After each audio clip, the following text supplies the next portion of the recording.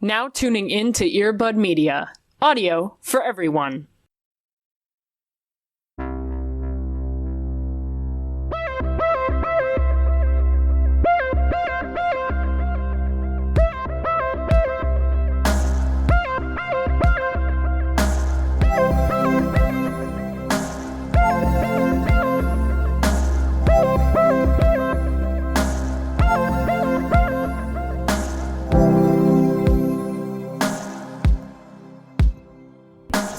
Swig of Topo Chico.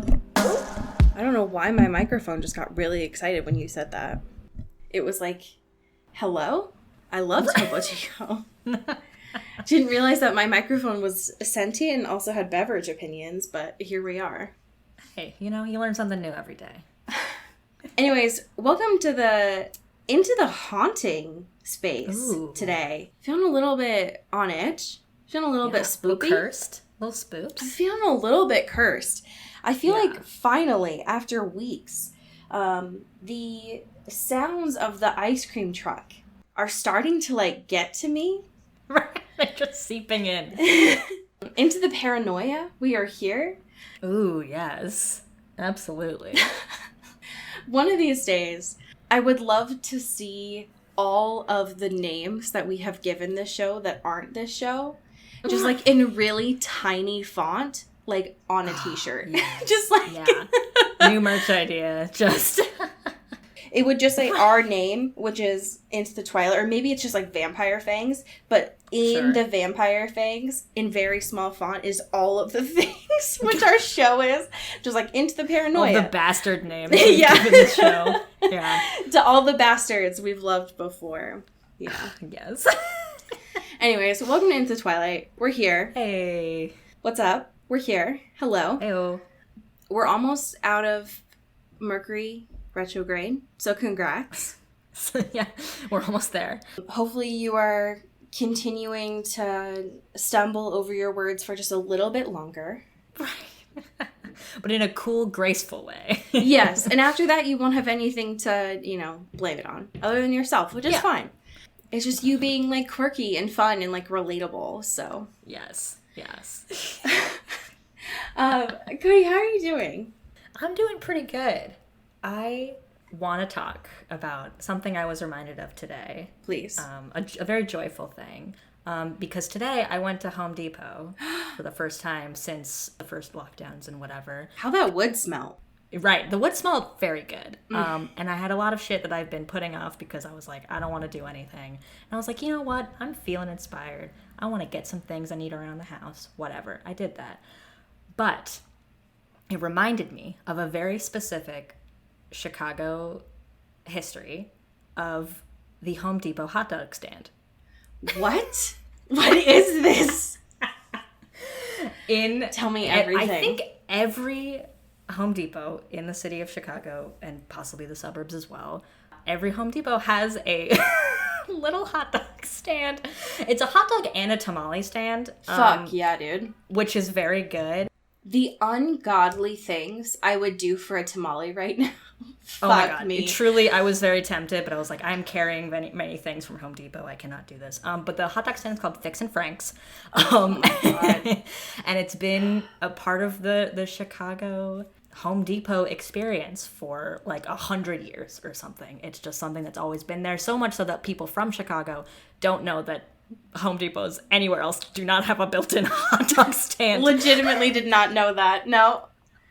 Yeah. But it's great. It's literally as you exit. So you just pass out and you get all your stuff checked out. And then, hey, you can also get a hot dog and just head out with a nice, cool hot dog. What the fuck? Hey. Yeah, it's incredible. Hey, audience friends, did you know that when you started listening to this podcast that you were like, oh no, I just signed up to talk about Twilight, that you were going to be inundated with queer knowledge and also history about Chicago? Because I didn't. What a joyous occasion. This is amazing, and I did not know that. Going to Home Depot as an adult is not as fun as going to Home Depot as a child. No. Because going to Home Depot, or any home improvement store, but we had a Home Depot as a kid. We did not have a Lowe's. So to me, going to Home Depot as a kid was the best. Because it was like, smell the lumber. And it was like, fuck yes. Because I love that smell. And then it was like, I'm going to go immediately. I had 3 major locations. 1, that Goodwood smell. 2, paint chips. I got to steal them all. For what? I don't know. But I need them. They will come in handy at some point. 100%. If I had been prophetic, I would have started making decor out of them and been above my time. But no, I just collected them because I didn't know why, but I loved them. And they were free, and no one could tell me I couldn't take them, even though I was 9, and they were like, what are you doing? And then, of course, you have to go to the lighting section. Because the lighting section is the best. I swear I can hear angels sing every time. Yeah. All those chandeliers. Ugh, just like perfect selfie lighting. If 100%. If you want to do a photo shoot at Home Depot, you can. No one's going to tell you no. Listen, if I had known better, I would not have taken my senior photos outside. Are you kidding me? No, go to a home improvement store. Absolutely. Yeah. The amount of kitchens, are you kidding? Just doors, just chilling so out. Many you can doors. Stand in front of. So many flowers. But now, as an adult, home improvement stores are so stressful. Most people go on the weekends and everyone is there. And then you have to pay for stuff. But knowing that you have hot dogs is really nice. What a sweet treat. Yeah, that's the Chicago way, you know? I think they also have nachos. Oh my God. So it's really, what more could you want? They don't have any veggie ones, though. That's my one complaint. That is rough. So I've never had a Home Depot hot dog, but I just love the idea of it conceptually, and it brings me a lot of joy when I see that little glowing stand. How are you, my friend? I am living. It is getting warm here, which is unfortunate. Yeah. Just because it's warm. But, you know, I will take the sun for now, which is okay. My happy thing for this week is very oddly a little bit similar to yours. Ooh. Which I wasn't expecting, but I do love that. Love a synchronicity. Both of ours sound oddly sponsored. They're not, but we will always take your money. Mine is, I got a new pillow this week. Ooh, that is a good, I'm actually incredibly happy for you. That's Thank a huge you. thing. I was swayed by someone I saw on TikTok who said, hey, I got this pillow, and I don't have neck pain anymore. And I was like, bullshit. And then I saw another person on Twitter who said, hey, I also watched this video and I don't have neck pain anymore. And I was like, well, fuck. So I ended up looking into it and I purchased it, and I'm on like my 5th day with it, and I can say that my neck pain is getting better, which is nice. Oh yeah. So that's great. I am the kind of person, I don't know if other people are like this as well, but I thought that you just keep your pillows for your whole life. Forever. The pillows that I had when I went to college were the ones that I swear to God I think I was born with. And so because that's just how it was. I don't know, that was just how it was in my family. And so it wasn't until I was 20 that I think I got my first pillow that was good for my neck, which was nice. Right. Yeah. But my sleeping patterns have changed as my body is starting to disintegrate with old age. And it has been incredibly nice. It is one of those things where it's I don't know, pillows they're not cheap, but they're not super expensive. But it's one of those things where it's I don't know. I wasn't really taught how often you replace those kinds of things. Right, totally. And it's for me, it was always one of those things where it's I'll get to that later. Right? I'll do that. It's never an immediate thing. Exactly. It's something you always push on the back burner, you know. As if you don't, spend ideally 8 hours on it every night. And so it's one of those things where it, as of the last couple of nights, has been incredibly helpful. So congrats. TikTok US waiting. Yes. If you all have been thinking about holding off, I guess, on something that you should do for yourself, this is my reminder to actually do that. Yeah, you're worth it. You are. You're worth, like, the $20 it takes to get something very easy for you to get, that you need and would benefit your life. Especially when it's something like a pillow, where it's like, this is going to last you for years. Yeah. And you spend so much time on it. And the idea that, like, if you don't wake up and not just, like, rest it, but if your body wakes up and you feel like shit, that's going to throw your whole day off. So, yeah, totally. I don't know. It was just one of those things where it's like, ooh, what is it going to be like if I prioritize my health? It's like, so yeah, there you go. We have a couple of very interesting current events this week. Oh, we do. We do. This is always, as I've seemed to find over the last couple of years, oscillates between a very slow news week, an interesting but boring news week, and then a news week with just the wackest shit you've ever seen. This week falls into the latter category. Yep. The first of which, unfortunately, we do need to talk about Ed Sheeran. This does not happen often on this show. No. As you would imagine, for good reason, because why would Ed Sheeran fall have any into sort of relevance? Right. Why would it fall into the Venn diagram that is I don't know, it's kind of a big Venn diagram now of Into the Twilight content. Yeah. But this past week, unfortunately, he has inched himself into that Venn diagram. Yes. For two main reasons. First of all, I don't know how I didn't know this, because I have unfortunately been listening to Ed Sheeran for quite some time. I'm a fake fan, so sound the alarm. I didn't know this motherfucker's name was Edward, which changes things a lot.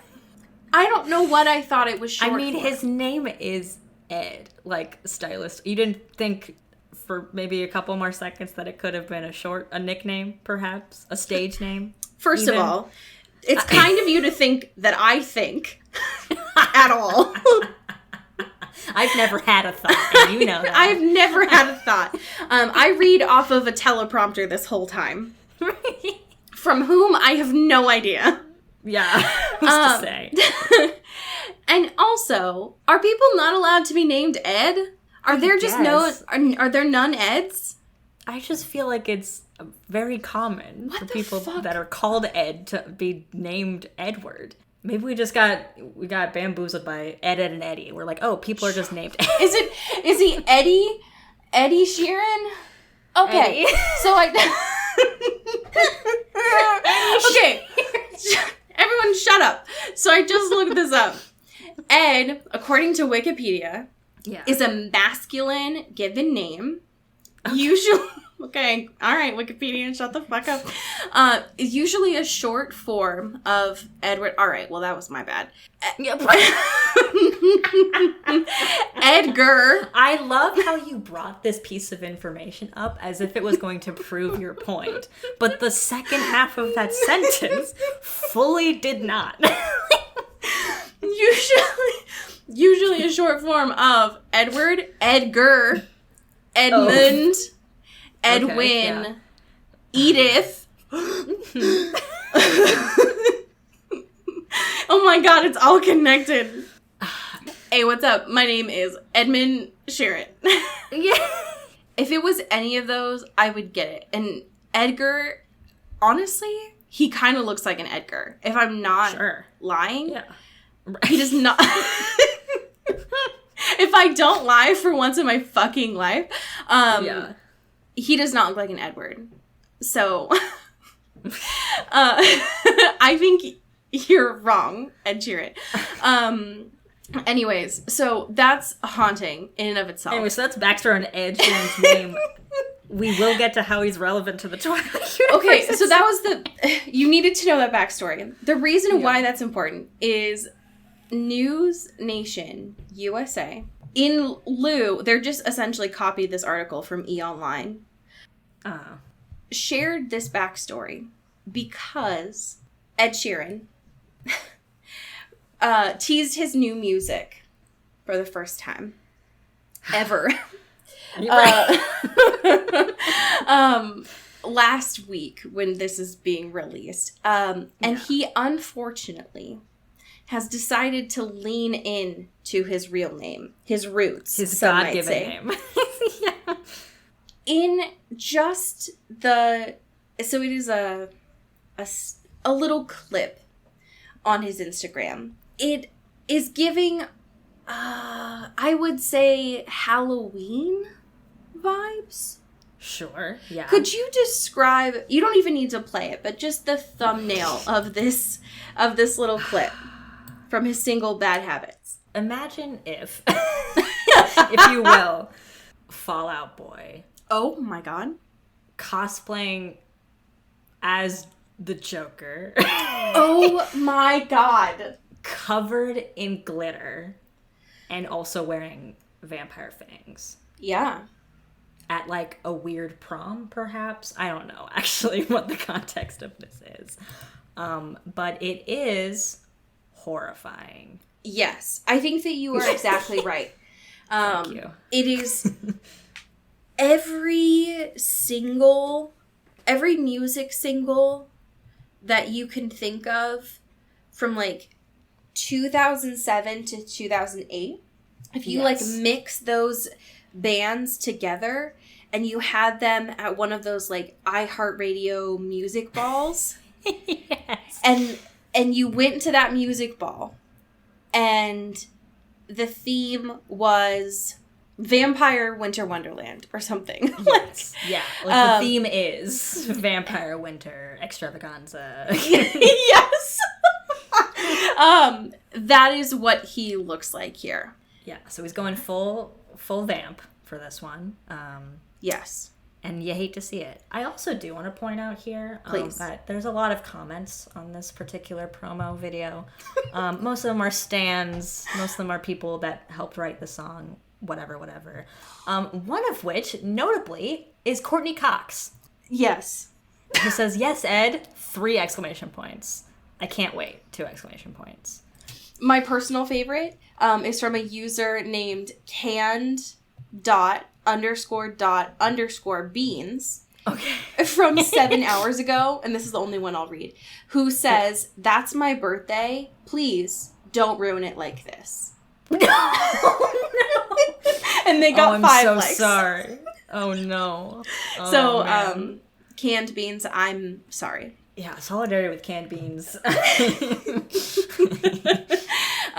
So I'm sorry, Canned Beans. So yeah, I will be thinking about that for, unfortunately, the rest of my life, and just looking in mirrors to make sure that he's not there. It just scares me a little bit. Yeah. We do have a little bit of also just some rumored news. Just a little bit. Yeah. Just a little bit of little rumors, you know? Just a little bit of rumored news. Could you tell us a little bit Rumor more mill. about this rumor mill news? That's not from that guy on Patreon. It's not, but it's from another thing that feels like... Well, okay, I guess the original source is from Giant Freaking Robot, and they got the exclusive on this. So maybe it is that guy. It's another guy. Yeah, maybe he just has different aliases where he has his hot scoops. But apparently, according to this, our boy, Robert Pattinson, is in talks to play Nosferatu in an upcoming remake. I'm just saying, I think we manifested this. Listen, what have we been saying? For years now. Yeah. I'm not going to get my hopes up. Just because Yeah. that would be unreal.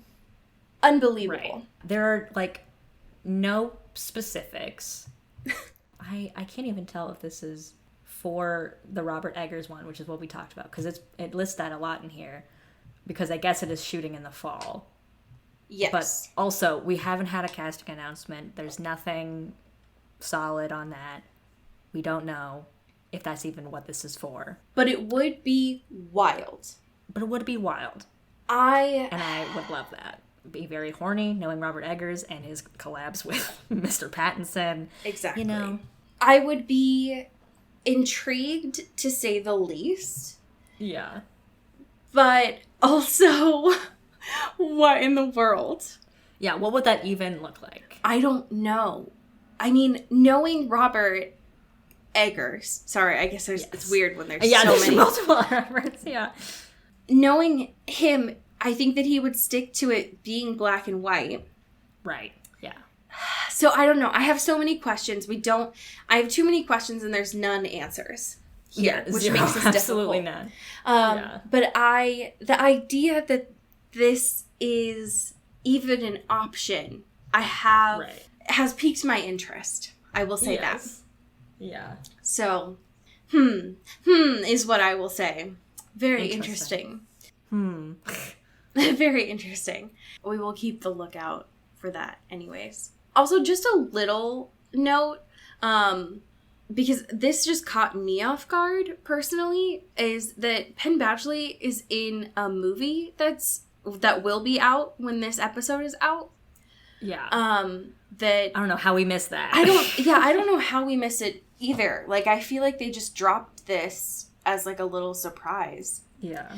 It's like a mob movie. It's called The Birthday Cake.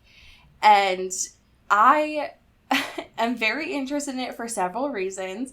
One of which is being that the Good Time cinematographer is like on this project. Fuck yeah. Which I'm very excited about. The cast looks incredibly wild. The idea that Penn Badgley and Ashley Benson and Ian McGregor and Val Kilmer to get like, what is this? So would love to talk about this on the pod just because it has some interesting crossovers. So we might do that as like a little interlude between our next season. So hell yeah. Just keep that available for all of you. Yeah, it's on the table, you know. It's on the table. It's there. We have a question this week, which I'm very excited to talk about because I am very interested in this app. This is from one of our lovely patrons, Mulch. Mulch, you're here.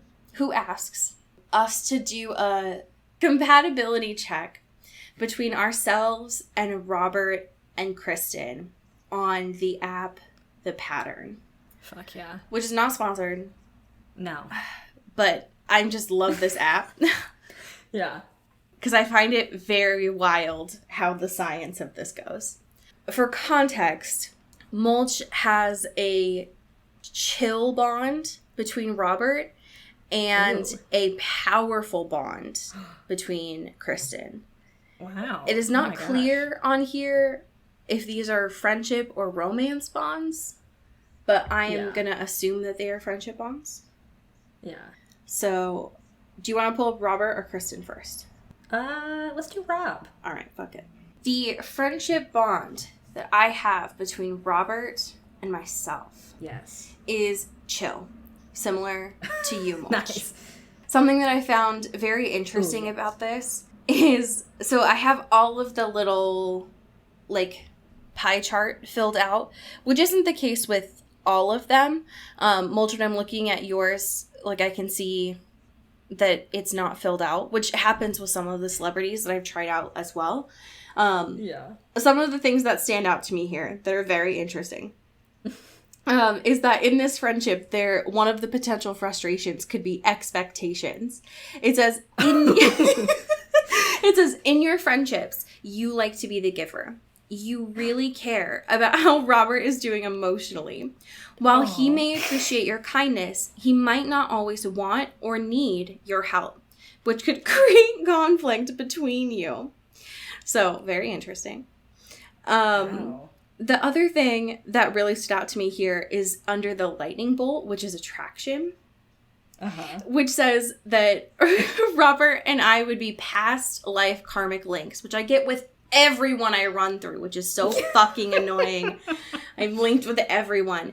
So it's like, it may feel like you two are meant to be in each other's lives. And it's like, I get this with everyone, which is it's so annoying. But anyways, this is very interesting. I also have a chill. Do you really? Friendship. with Robert, yes. Tell me more. Apparently, Robert takes me seriously. It probably matters to him what you think. Oh my god. Hell yeah. You could be an important and grounding presence in his life. He likely doesn't want to let you down. Whoa. You can be a reliable friend and a voice of reason. Someone Robert can really trust. That's me just telling him not to do any of the fuck shit that he wants to do. Literally. I'd be like, hey man, the pasta, we gotta stop. You gotta stop that, dude. You need and you to trust knock it me, off. man? I'm telling you as a friend here, please. Oh my god. Robert, stop it. Yeah. I love that. All right. I am going to pull up Kristen and run this bond. This one I'm very curious about. Okay, so for this one, I don't have everything filled out with Kristen. Okay. Yeah, I think that's also me. Yeah. I have like one thing kind of missing. Okay. So in this one, the life-changing thing is comfort and confidence. It says, you and Kristen feed off each other's energy. It likely feels good when you get together. Your friendship helps boost each other's confidence, especially in your public lives when you're out in the world. You two are a great team and would likely make good roommates. Hell yeah. Shut up. Shut up, the pattern. Don't say stuff like that. Don't tempt me. Don't stop give it. me fuel for my dreams. And then under attraction, it's like, it says nurturing expanded. Kristen brings abundance and positivity into your life. She also gives you the confidence to own your sensitivity and impulse to nurture others. Being around her likely makes you feel more secure and self-assured. It just feels good when you're together. You support each other. Pattern, shut up. This is too cute. Yeah. I can't do this. I can't. Anyways, what do you got? I have a chill bond with Kristen Stewart. Damn. And we have a past life deep bond. Shut up. Oh my god. Which says, with Kristen, there could be a sense that you've shared a past. It's probably enjoyable to spend time together because there's built-in trust, comfort, and understanding between you. With her, it could seem like you're just picking up where you left off, like you're compelled to be in each other's lives. Whoa. Wow. So, Kristen and I, besties. Whoa. Confirmed by the stars. The pattern says that you two are just picking up where you left off, you know? Absolutely. Yeah. Damn. I love this app. I personally just find it fun, especially because they have those, like, celebrities in there to just, like, fucking... I just find it very curious of, like, you know, what would just happen? So, when we last left off... Oh my god, wait. Do you... No. I don't want to mix business with friends. I was like, we should run our bond! Yeah. And then I was like, no. We could do that off mic. That sounds so weird when you say that. Like, I it sounds so like, ew. Okay, anyways, so, in the host, this is our penultimate episode of the host. We have, these are our second to last chapters. Next week, we have the last chapter, and then the epilogue, and then the week after that, we have the movie, which I'm very excited for. I want to see it's finally Saoirse. happening. I want to see them eyes. Give them Yes, to I me. want to see them glowing eyes. Yes. So anyways, when we left off last week, there was Sunny. She was crying a lot. Stephanie was like, what if you feel sad for Kyle all of a sudden? Right. Remember that? I know that he's supposed to be not like the antagonist, but this guy's an asshole. But like, what if you feel sorry for him? No. Yeah. And then Wouldn't that be fun? And make a lot of sense? As a and reader? just like makes so much sense for this book as we're wrapping up.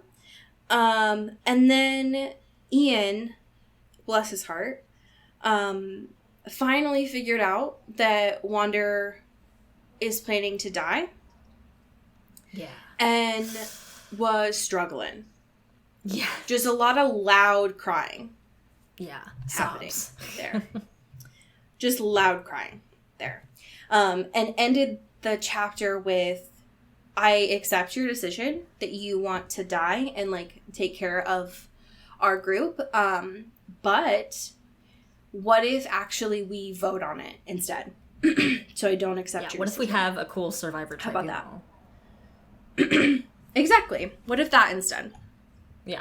So I just want to give y'all, whether you've read this book or not, these chapters talk about death a lot. Quite and, like, this book, this book and Stephenie Meyer, right? Like, all her books talk about death. She's very, very fixated on mortality. That is just kind of like, if you think about Stephenie Meyer, you think about death. She just can't, that woman's got a lot of stuff to work through. Yes. And could not get through it in 5 books in a novella, and so needed to start over again in the host. For 650 more pages to really flesh it out. You know? Really needs, and what I would assume are, like, other journals of her, like, continuous musings on mortality, this woman.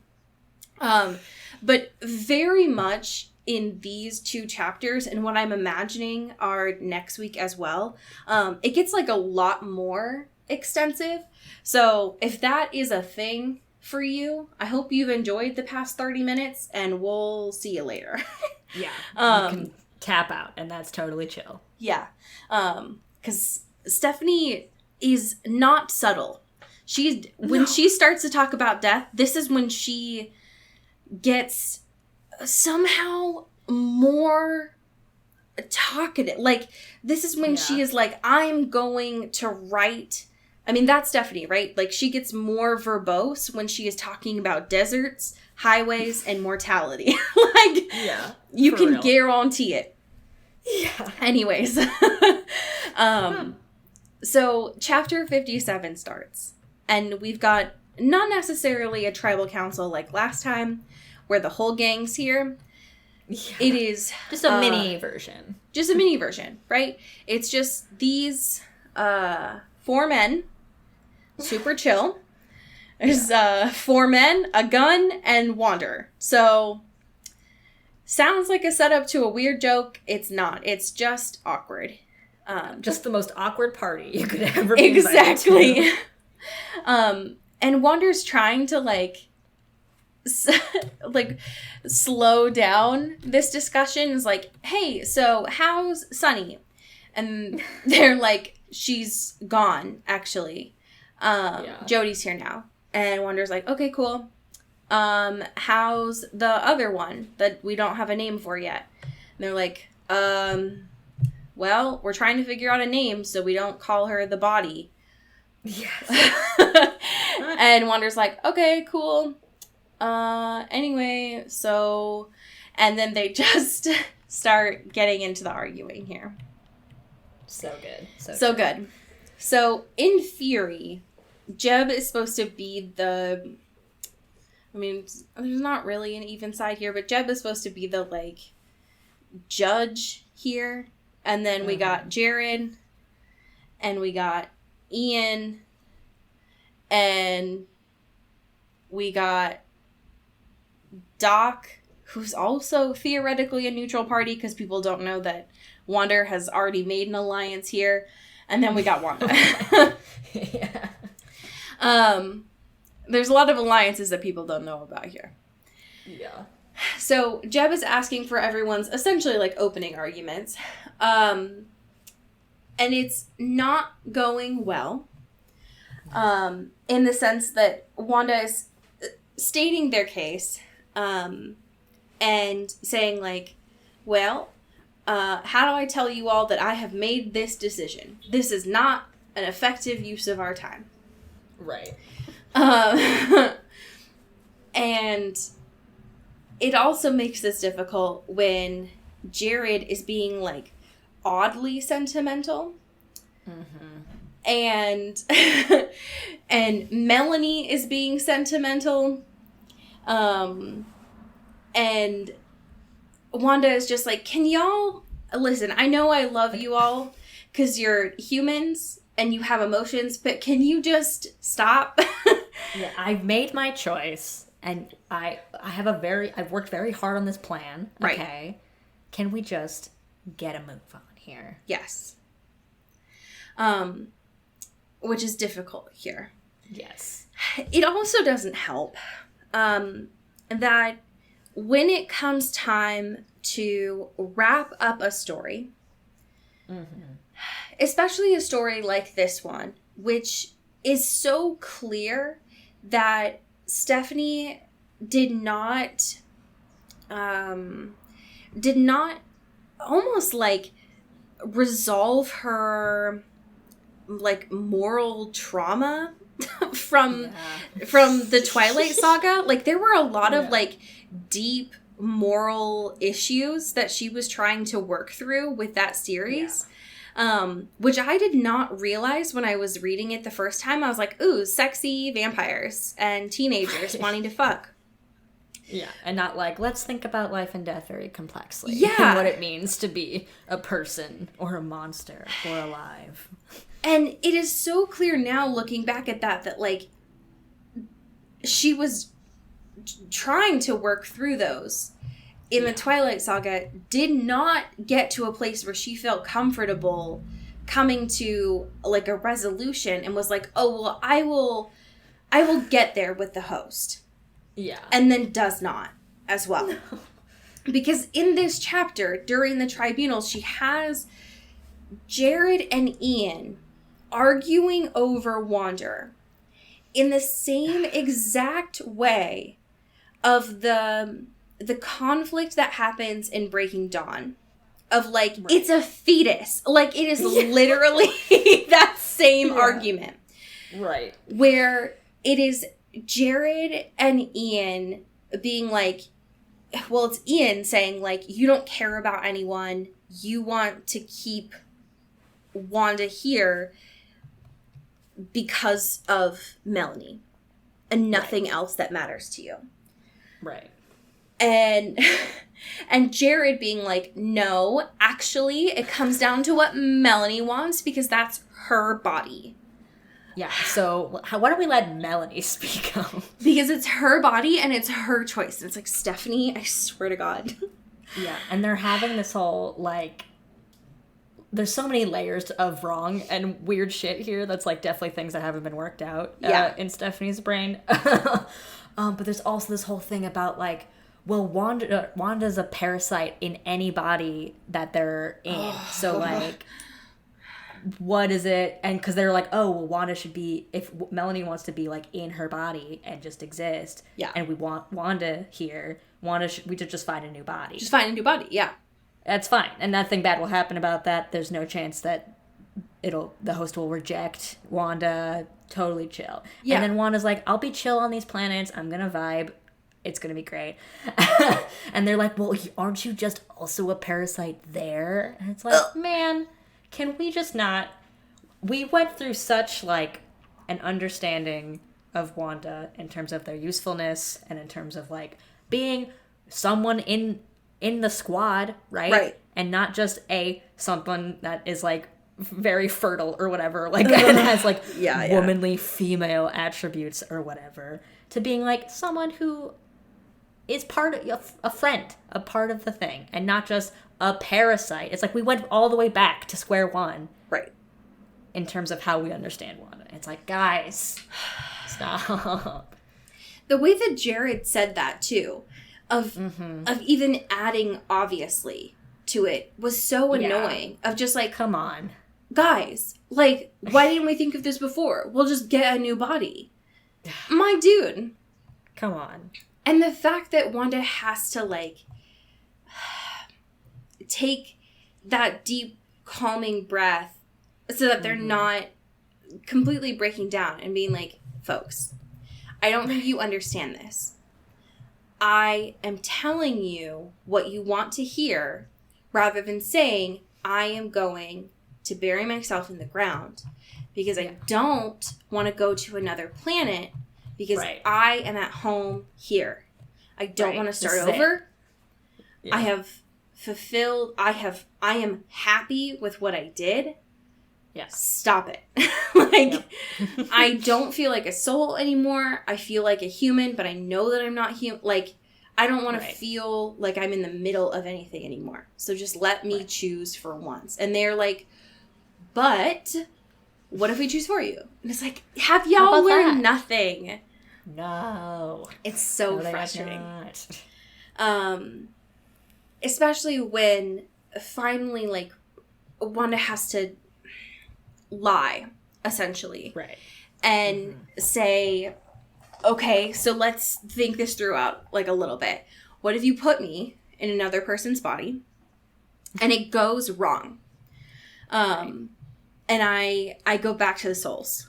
And you can't trust me anymore. So now I know all this information about you. And I can't do anything about it other than fuck you over. And they're like, oh shit. We didn't even think about that. Fuck. We didn't even consider that possibility. We didn't even consider the fact that, like, we almost killed you. We didn't even let you into this community at the beginning of this book. And now we are willing to put you into a different body without recognizing the possibility that it could just not work.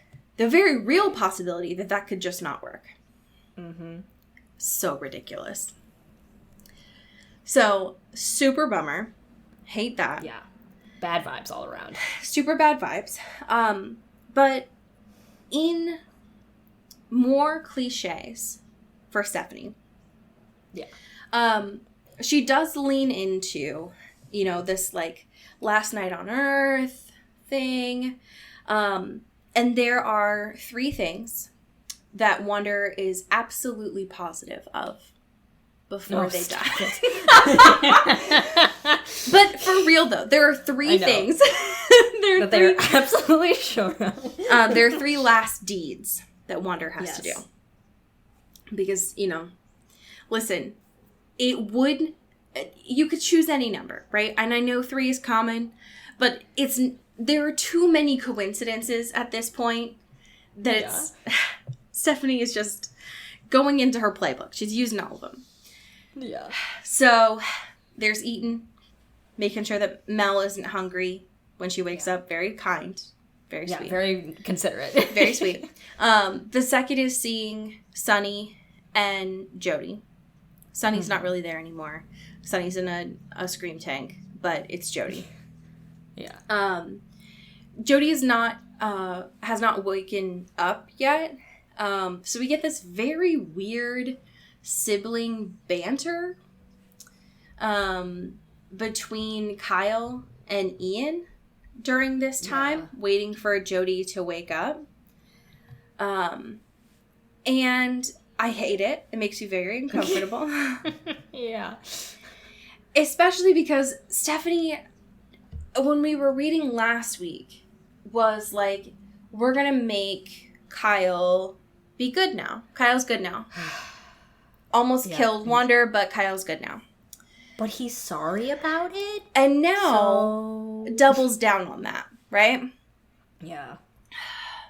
Because now that Kyle has his wife back, that, you know, Kyle just, like, wasn't himself, right? He just didn't have, like, what he needed. He was just so bad. But now that his wife's here, he's good now. He's good. Yeah. And so even Wanda was not excited to get an apology from him. Weird. Who was that? Okay. Weird. Okay. Some weird in the air. All right. Yeah. Must be the lack of oxygen. Okay, weird. And the last thing is when I should mention during that whole scene as the last thing, which is getting ready to go to bed. Doc, Ian leaves to head to bed, and Wanda is following him, and Doc is, like, glowering at Wanda, and Wanda's doing the same thing. And you're not really sure why, other than the fact that Doc is, like, having to keep this secret. Anyways, so the last thing here is having to, like, say goodbye to Ian. Yeah. Which is rough. Sad. Real sad. It's super sad. And a bummer. I thought it was just going to be in the, like, last chapter, but this is the leaning into the, like, last day on Earth kind of thing. Right. And it doesn't help that they've essentially been awake for, like, a whole day at this point. So Ian falls asleep very quickly. And Wanda, of course, does not, because they're not planning to fall asleep. And as they are leaving the cave to go back to the hospital wing, a hand, like, grips their shoulder and is like, "What are you doing out here?" Which is a weird way to end a chapter, but sure. Yeah, but hey, you know what? You know what? Gotta make them keep turning the pages, you know? Yep, exactly. That's what writing's all about. So when chapter 58 starts, and I will say this, unfortunately, because I'm a type of person who only grew up on jock jams and movies that replayed on TNT, this chapter gave off very strong Aerosmith scene before they go on the spaceship vibes. Yes. Like animal crackers on the bra vibes to me. What I would have given if one of the embedded Kindle songs was like a full jock jam. Oh my god. For this like intense, like cinematic-esque exit chapter. For real. Speaking of which, I forgot. So in that last chapter, when Wanda says, like, "I truly love you, Ian, like, with my whole soul, I love you," that does have a song attached to it. Yeah. I can't believe I almost forgot this. It is, of course, the last song by the All American Rejects. Stop. Nope. Come on. I cannot. Please? I cannot, because I did not do this. It is unfortunately Stephanie Meyer's fault. So, notable jock jam by the All American Rejects. Yeah. So anyways, but chapter 58 is incredibly sad. One of the things Stephanie knows how to write someone walking in to their death really well. Yeah. Which is a weird talent. Yeah, a weird thing to be specifically good at. I agree. Yeah. But it is something that she is, like, oddly talented at. And I don't know how you get talented at that other than being, like, a very fucked in the head. Yeah. But anyways, so chapter 58 hurt me because Jared knows, like, what's gonna happen here, has, like, figured it out, and Wanda's like, "I don't want you to be around right now. I am, like, on my way to the hospital wing. I need to get this done. You have emotions, and that is conflicting right now." Yeah. That makes things far more difficult. And Jared, bless this man's heart, is like, there is so much that I need to say to you. Mm-hmm. Because now I am burdened with guilt. You are giving up your life so that I can essentially get mine back. Right. Because I am a 30-year-old man who loves an 18-year-old. Important to keep in mind, folks, when you are getting emotional. Even though a periodical reminder. Even though this man has grown, he is still, and that this is the end of days, there's still a weird age difference between these two characters. Don't know if the movie shows that, but it's here in the book. Yep. Jared is losing it which I expected from Ian. Didn't know that we would actually get it from Jared. Yeah. Which, frustrating, annoying, sad. Very sad. Eventually, Wanderer does give in and is like, okay, fine, Jared, you won't start talking. So, and you are demanding that that you give me something. So, Jared, just give me a lie. Tell me that you want me to stay. Mm-hmm. And Jared, like, with no hesitation, does. And Melanie, in the past, very much would have been, like, would have done a hit during this. Like, hello. Would have gotten far more possessive, but I think it has been very clear here, whether it's, like, fruity or not, that that in this moment, like, Melanie is trying to give Wanderer space and, like, have this for themselves. Right. And I think that there are a lot of shippers that might have read this as, like romantic, sexy kisses and love. To me, it very much does not come off as that. No. It just seems like he's like, this is all I'm good at. Yeah. Let me just give you one last parting gift. Yeah, as Jared does not do well with articulating through words. And so he's just like, I don't know how to tell you that I, like, appreciate you other than through, like, giving you my fire. Like, right. Because it didn't come off to me in a very, like, I don't know, when Stephanie, like, explains it as a flame, it didn't come off to me as, like, sexy. It was just, like this hot passion. Yeah. It just felt very, like, this is frantic because we don't have time and it's sad. And more than anything, like, it's all a lie, right? Like, this is all just to make you feel better about the fact that, like, you are dying. Yeah. And that's what people do, right? When someone's dying, it's just trying to, like, not just make the person that's dying feel better, but more than anything, like, make themselves feel better about that guilt. Yeah. So anyways, the thing that made me get very emotional during this is when Wander asks about the rain. I don't know why, but that, like, made me so emo.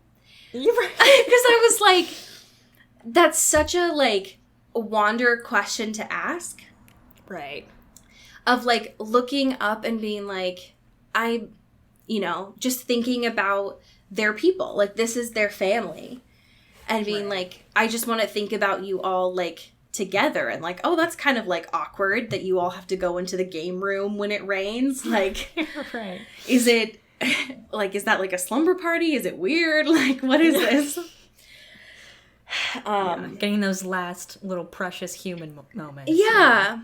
It was very specific stuff. Yeah. It's one of those things that made me sad that we haven't gotten more of that Wanderer throughout this whole book. Yeah. Right. Like that curiosity and stuff. Exactly. Especially as someone, like, totally in a foreign place and with foreign people, you know. We only got just, like, that when Cheetos came up.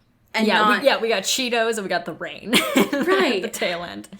And then Jared ends up deciding to, like, stay outside of the hospital wing and is like, I'm going to stay here. And because Wander convinced them not to come in during this whole thing. And just, like, Doc would say when things were over. And of course, because it's Wander, they moved from being, like, very nervous, and suddenly they were like, you know what, actually, I'm like every other of Stephanie's characters. I'm actually gonna accept death very calmly. Yeah, just in a very chill, very cool, ready way. Yeah, I'm, like, super relaxed. the hardest parts are over, so there's nothing to fear now. Mm-hmm. Whereas Doc is crying. Doc is crying. And we get his name. A new name. We get his name. Do you know how to say this? Because I do not. I did because I listened to the audiobook. Thank God. Oh, that's right. Thank God. Okay. The one benefit. It is Eustace. Eustace. Okay. Yeah. And that was another thing I found very pure about this moment, was Wander being like, you know what? Fuck it. Like, this is the end. I need to get my answers. Yeah. I've had questions. So. Yeah. Just a little notepad, just being like, y'all need to answer my questions now. Eustace. Oh, that's so funny. Okay. Yeah. And at the very end, because it's Wander, just lying, being like, nope, I'm not going to feel anything. And then, you know, the Doc saying the epitaph out loud, which was very pure. And the end was just seeing the same stars that Wander saw earlier in the chapters of like 3 stars. For the end, which is floating into the light, which they weren't. It was just the chloroform that they were just like they were passing out at this moment. But it's very meant to like let them have their fantasy, right? Falling into slumber. But Stephanie's trying to very much imagine us reading this, being like they've died already. It's like no, it's just the chloroform. No. Yeah. But that is where we are leaving off right now. Hell yeah. And when we pick up next week, we are finishing this book. Finally. Hell yeah. It will have been 30 weeks of reading this book. Oh my God. That's so much time. Jesus. Yeah. I've aged 100. I feel so much older. Yes. That is a long time. So we are getting there. I know we've been getting there for a long time, but like for real though, we are almost there. For real. For real. We have an amazing group of patrons to thank. Would you like to start us off? Absolutely. Thank you to Mallory Hardwick. Thank you to Katie Black. Shout out Kylie Minty. Thank you to Alex Dornan. Wow. Shout out Carrie Goldberg. Hell yeah. Yeah. Thank you to Mickey Miner. Ooh. Yeah. Thank you to Rebecca Cullen. Thank you to Mulch Gray. Mulch. Thank you to Taylor Brown Town Lautner. Our unofficial intern. Yes. Thank you to Jasmine Anastasia. Shout out Bailey Christian. Thank you to Jay Molina. Ow! Yeah. Thank you to Cassandra Bomer. Thank you to Toussaint Wander. Ow! Shout out Kristen Strider. Yeah. Thank you to Julia Stewart. Ow! Thank you to Megan Pattinson. Oh. Thank you to Cassandra O'Shea. Thank you to Rachel Seeker. Ooh. Ooh. Thank you to Maddie Facinelli. Shout out to Genevieve Morgan. Ooh. Ooh. Thank you to my mom, your mom, our mom, Kelly Beck. Mom. Thank you to Sophia Salinger. Yes. Thank you to India Peach. Shout out to Casey Yorkie. Pew, pew, pew, pew, pew. Thank you to Sarah Blythe. Ow! Yeah!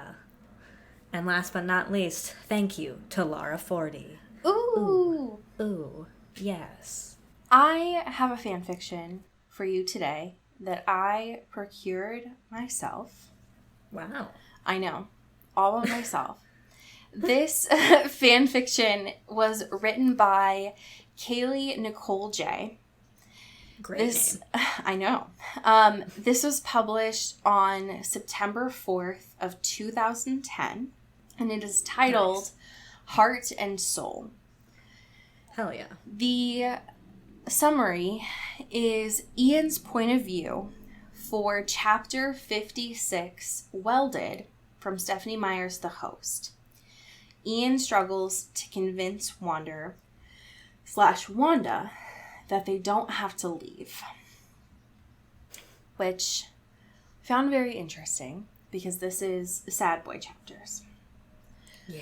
So this reading does not have chapters in and of itself because it is essentially just a rewriting of said chapter.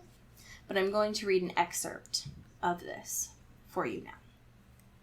Starting from one of the pivotal moments that we had reading this, which was the lines, "You deserve a life too, Wanda. You deserve to stay. But I love her, Ian." So I'm going to start there. Damn. This is from Ian's perspective, obviously. Okay. I closed my eyes. The words made me wonder at how that had happened. How Wanda and Melanie had formed a bond inside one mind. But mostly I wondered at how she could love someone she had no peace from, who knew her every thought and shared her every experience. But she could not love me. "But I love you," I whispered agonizingly. "Doesn't that matter?" Of course it matters. So much. Can't you see? That only makes it more necessary. How did it matter to her that she had an ally here when there were still a few, mainly Sharon and Maggie, who were against her? Or was that her way of returning the sentiment? Maybe she was just being kind, just being Wanda. I opened my eyes and glared at her. Is it so unbearable to have me love you? Is that it? I can keep my mouth shut, Wanda. I won't say it again. You can be with Jared if that's what you want. Just stay. That it would be painful to watch her love someone else. But it would be nothing compared to if she left me. No, Ian. Her small hands came up to cut my face, and her eyebrows were furrowed in sorrow. No, I love you too. Me, the little silver worm in the back of her head, but my body doesn't love you. It can't love you. I could never love you in this body, Ian. It pulls me in two. It's unbearable. So she loved me too. Oddly, after having worked so hard towards this moment, I was unhappy about her confession. It made me feel worse. Worse to know that she had accepted these feelings and still chose to move on because of the body she inhabited. It wasn't fair to Jared, and it most definitely wasn't fair to her. I closed my eyes again, the sorrow bringing tears to my eyes. A couple seconds passed by, then I felt her arms, around my neck. She was pulling herself closer until I could feel her breathing against my skin. And then she was kissing me. End scene. Damn. Sad boy Ian times. Big sad boy hours. Oh, man. You ever just, as we're slowly moving into cancer season, need some sad boy cancer hours? It's coming. The claws are out.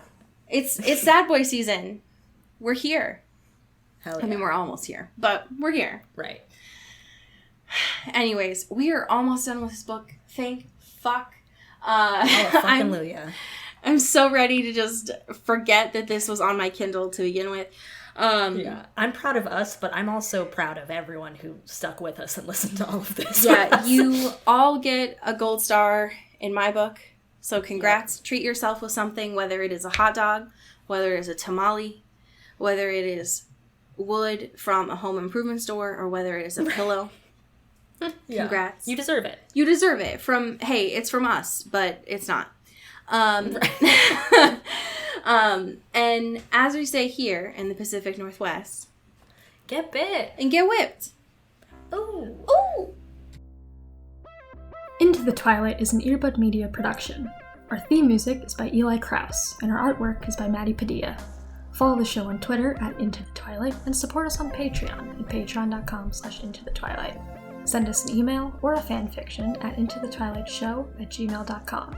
You can find Allie at Into Wild Places and me at Cody Crow.